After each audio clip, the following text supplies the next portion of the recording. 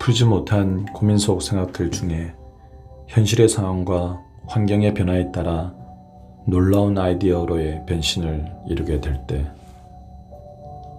번뜩이는 찰나의 순간이지만 이미 오래전부터 있어왔던 아이디어를 끄집어내는데 많은 도움을 줄 수 있는 책 속의 얘기입니다. 새로운 아이디어가 사실은 오래전부터 이미 나와 있던 아이디어 중에 하나가 될 수 있습니다. 그것을 찾고 지금 현재의 환경에 맞고 또 시대가 그 성격을 충분히 소화시킬 때 그것은 그야말로 놀라운 아이디어가 될 수 있습니다. 오랫동안 역사 속에 묻혀있던 아이디어를 모아서 다시 한번 짚어볼 수 있는 좋은 시간을 가져보도록 하겠습니다.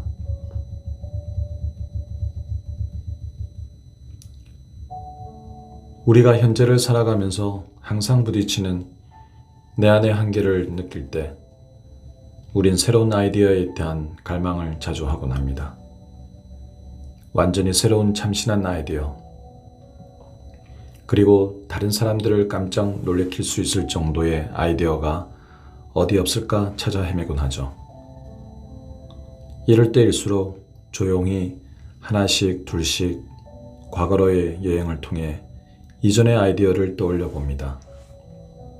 혹은 현재 밀고 나가야 할 상황을 가지고 무던히 그리고 조용히 꿋꿋하게 지켜가다 보면 자기도 모르게 과거의 생각 중에 지금 현재 접목할 수 있는 반짝이는 아이디어가 떠오르게 됩니다.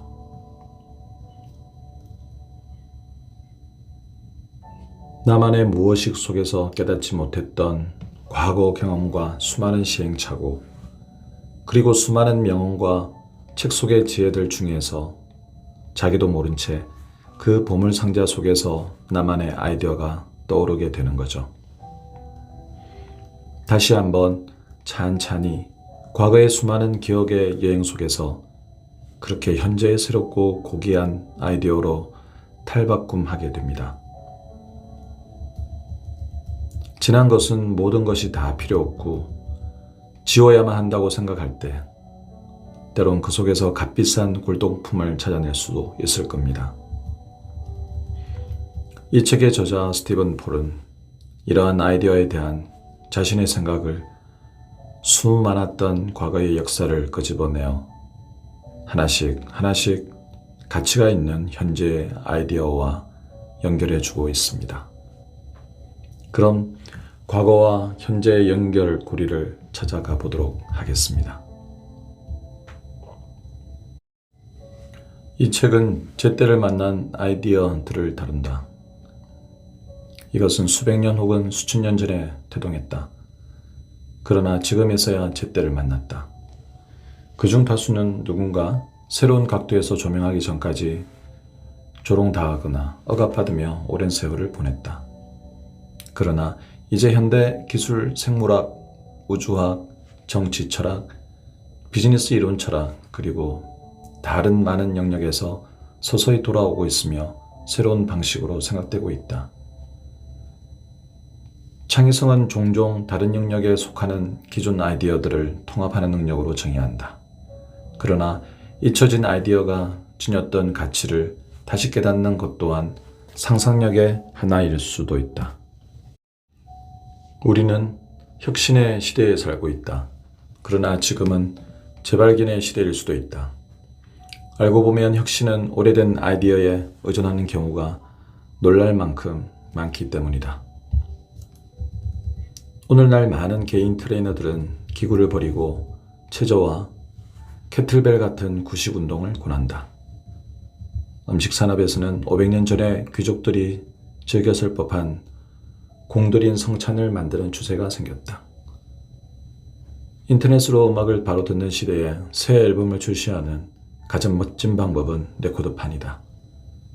그러나 이처럼 여러 측면에서 이루어지는 과거를 향한 문화적 전환과 더불어 새로운 것에 맞춰진 엄청난 초점도 있다.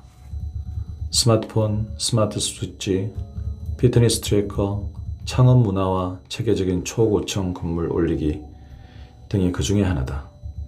그래서 인류사를 통틀어 지금이 그 어느 때보다 변화의 속도가 빠르다는 말을 자주 듣게 된다.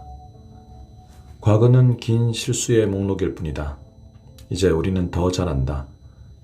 역사는 구식이다. 미래는 목전에 있다. 타임즈의 전 수석 편집자는 낡은 아이디어에 수긍하는 것은 치명적이라고 말한다. 지금은 생각할 수 없는 일이 이루어지는 시대다.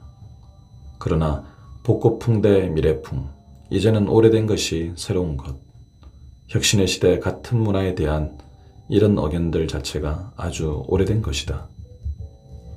두 개를 동시에 가지는 데서 생기는 긴장도 마찬가지다. 오늘날 기술은 인상적인 속도로 변하고 있다.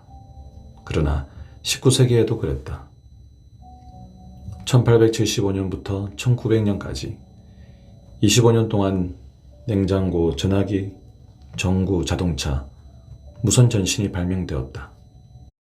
그러나 같은 시기에 미술공예 운동은 전통적인 수공예와 디자인이라는 오래된 아이디어로 향한다. 19세기 말은 당시에도 유례가 없는 것처럼 보였던 양상으로 앞과 뒤를 모두 바라보고 있었다. 어쩌면 모든 시대는 고유한 방식으로 과거와 복잡한 관계를 맺고 있으며 사람들은 모든 이전 시대에 그랬다는 사실을 깨닫지 못한다. 오늘날 어떤 아이디어가 오래된 것이라는 사실을 깨닫지 못하면 어떤 일이 생길까? 실리콘밸리 이데올로기에 따르면 모든 곳에서 과거의 방식은 대체되어야 한다. 이는 몇 초만 지나면 메시지가 영구적으로 지워지는 사진 및 영상 메시지 앱인 스냅챗식 철학이다. 지난 것은 도움이 안 되니 아예 사라져야 한다는 것이다. 혁신가들은 테슬라의 전기차처럼 지난 것을 되살리고 개선하여 사정을 더 낫게 만드는 일이 많다. 다른 사람이나 시대로부터 고립되어 이루어지는 것은 없다. 약간만 제거해보면 묻혔던 어떤 아이디어들이 언젠가 재발견될 수 있지 않을까? 우리는 모두 좋은 아이디어를 사랑한다. 그러나 어떤 아이디어가 좋은지 아닌지 어떻게 알 수 있을까?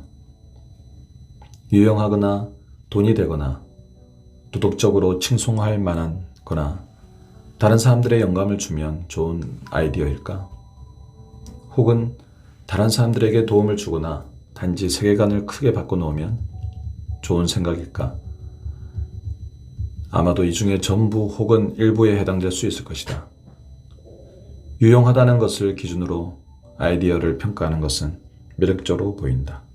그러나 유용하다는 것은 더 좋거나 넓게 인식될 수도 있다. 무엇을 위해 유용하다는 것인가? 누구에게 유용하다는 것인가? 그리고 언제 유용하다는 것인가? 아이디어로 좋다 나쁘다로 나누는 것은 매우 거친 접근법이다. 그보다 더 나은 접근법이 필요하다. 우선 아이디어에 대한 인식은 시간이 지나면서 바뀐다. 이 과정에서 재발견이 이루어진다. 전기차는 마차로 인해 만들어진 정체와 오염 문제를 감안하면 좋은 대안이었다. 그러나 저렴한 휘발유를 연료로 쓰는 차가 가진 능력을 고려하면 그다지 좋은 아이디어가 아니었다. 최초의 전기차는 한 번 충전하면 약 48km밖에 주행할 수 없었으며 20세기 초에는 화석 연료를 쓰지 말아야 할 시급한 이유도 없었다. 그러나 현대에는 기후학과 배터리 기술이 같이 발전하면서 문제 많은 아이디어가 아주 좋은 아이디어로 바뀌었다. 그렇다면 아이디어란 정확하게 무엇일까? 생각 혹은 제안과 같은 뜻일까? 처음 얻는 영감? 아니면 마지막 결론일까? 순간적인 천재성의 발현? 아니면 길고 세심한 숙고의 산물일까? 아이디어를 정확하게 정의하기는 어렵다. 아이디어를 생각하는 방식을 제거하지 않으면 엄청난 기능성을 놓칠 수 있다. 그러나 과거의 어떤 생각들은 명백히 나쁘다는 사실을 모두가 안다. 그 아이디어들은 그냥 잘못되었고 새로운 발견을 통해 영원히 대체되었다. 이제 우리는 그 아이디어를 그저 실수 정도로 가볍게 치부한다. 역사적으로 폐기된 수많은 아이디어 중에서도 대단히 평판이 나쁜 것 중 하나가 연금술이다. 다른 원료를 금으로 바꿀 수 있다고? 당연히 말도 안 된다. 우리는 뉴턴이 대단히 영민한 사람임에도 연금술에 걸렸다는 사실을 안타깝게 여긴다. 현대적인 시각으로 보면 연금술은 기대와 희망사항, 나쁘게는 난해한 사기에 불과하다.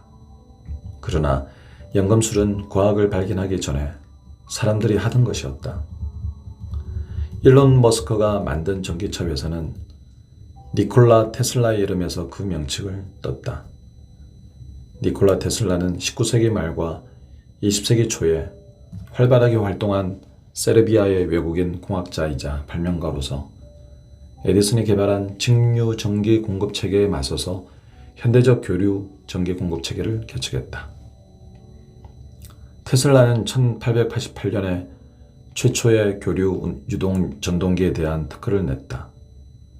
그로부터 1세기 남게 지난 후 테슬라 모터스의 엔지니어들은 같은 종류의 장치를 중심으로 첫 차량을 설계했다.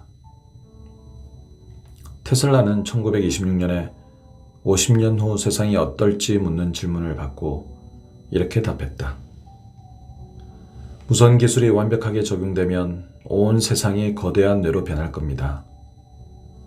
텔레비전과 전화기를 통해 수천 킬로미터나 떨어져 있어도 앞에 있는 것처럼 서로를 보고 듣게 될 겁니다. 그리고 이런 기능을 하는 장치는 지금의 전화기와 비교하면 놀랄 만큼 간단해서 호주머니에 넣고 다닐 수도 있을 겁니다.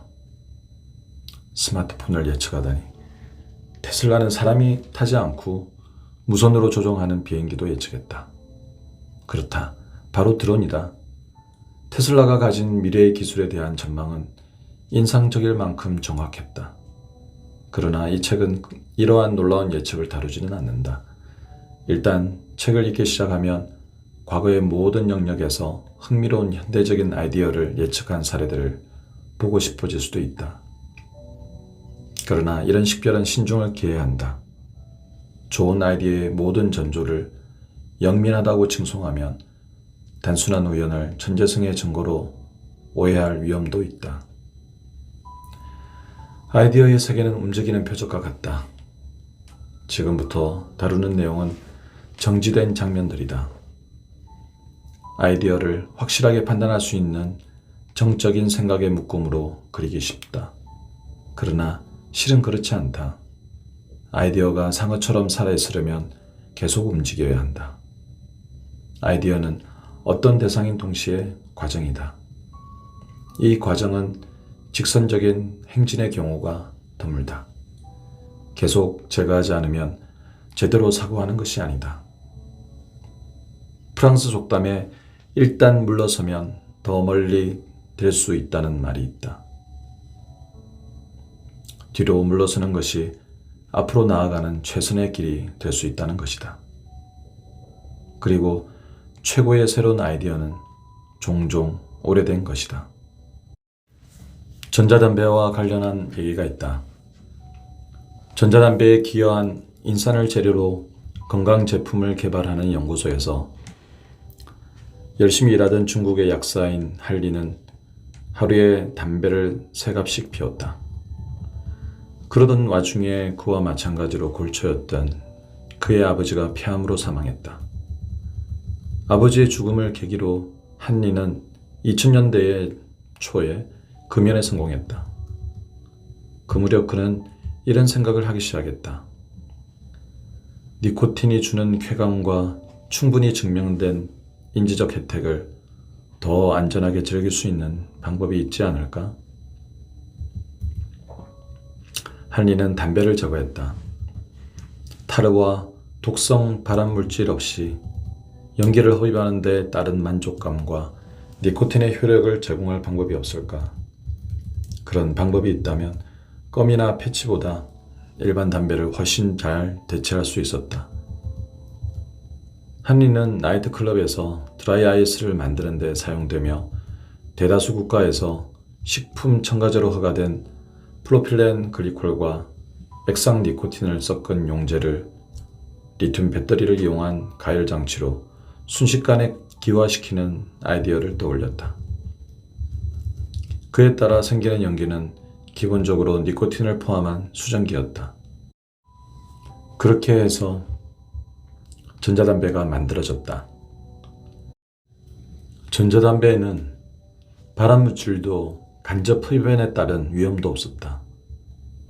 그땐 2003년이었다. 한리가 특허를 낸 전자담배는 중국을 시작으로 서구에서도 점차 인기를 끌었다. 그러나 2014년 무렵 거센 역풍이 불었다. 이유는 전자담배의 엄격한 규제와 세금을 강제하는 방안을 고려했고 미국에서도 공공장소에서 전자담배가 점차 금지되었다. 가령 로스앤젤레스와 뉴욕시에서는 공공주차장뿐만 아니라 술집에서도 전자담배를 피울 수 없었다. 팬들이 만든 용어인 베이핑은 흡연과 같은 대우를 받았다. 관계 당국은 베이핑이 흡연으로 가는 관문 역할을 할지 모른다고 우려했다. 그러나 연구 결과에 따르면 사실은 그 반대였다. 흡연자들은 담배를 끊으려고 전자담배를 활용했다. 2015년 영국의 연구단체인 퍼블릭 헬스 잉글랜드는 지금까지 할 수 있는 최선의 추정에 따르면 베이핑이 흡연보다 95%나 덜 해롭다고 밝혔다. 일부 공공보건 전문가들은 놀라운 말로 공식적인 반베이핑 정책을 비판했다. 영국에서는 데이비드 너트 교수가 전자담배로 바꾸는 흡연자들이 늘수록 폐암 사망자가 크게 줄어들 것이라고 말했다. 이것은 전자담배가 항생제 이후 공공보건 분야에서 이루어진 가장 중대한 진전일 수 있다는 의미였다. 베이핑이 더 일찍 인기를 끌었다면 얼마나 많은 생명을 구할 수 있었을지 상상해보라. 실제로 그럴 수도 있었다. 전자담배에 대한 기본적인 아이디어는 한리의 발명보다 훨씬 앞서 나갔기 때문이다. 실제로 이 아이디어는 반세기 전에 나왔다. 1965년 전에 미국인 허버트 길버트가 현대의 전자담배와 놀라울 정도로 흡사한 디자인에 대한 특허를 냈다. 그는 2013년에 한 인터뷰에서 이렇게 말했다. 제가 내린 결론에 따르면 문제는 잎과 나무를 태우면 설령 빈 마당에서 태운다고 해도 누구도 폐로 들이마시고 싶지 않은 결과물이 나온다는 겁니다. 저는 담배와 종이를 태우는 방식을 가열을 통해 전기 형태로 맛을 내도록 대체할 논리적인 방법을 찾아야 했습니다. 무연초 담배에 대한 특권은 다음과 같이 건강상의 혜택을 강조한다. 담배를 피우고 싶지만 의사로부터 피우지 말라는 조언을 들은 사람들은 이 발명품을 통해 해를 입지 않고 흡연이 주는 만족감을 즐길 수 있다. 또한 약간의 멘톨이 감미된 물부터 인공적으로 스위치 위스키의 맛을 내는 용액까지 다양한 내용물을 쓸 수 있으며 다른 많은 용액과 맛을 활용할 수 있다며 요즘 나오는 전자주스까지 이야기한다.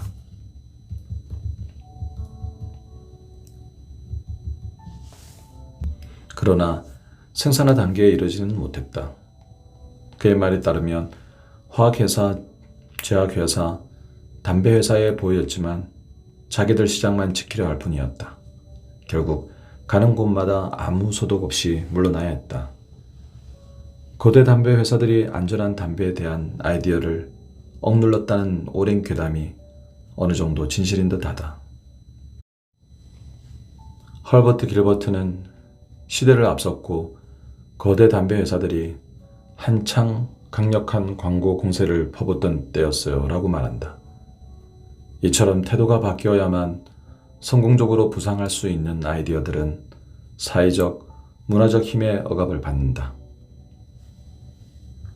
1960년까지도 미국의 의사들 중 3분의 1만이 흡연이 암을 유발한다고 믿었다.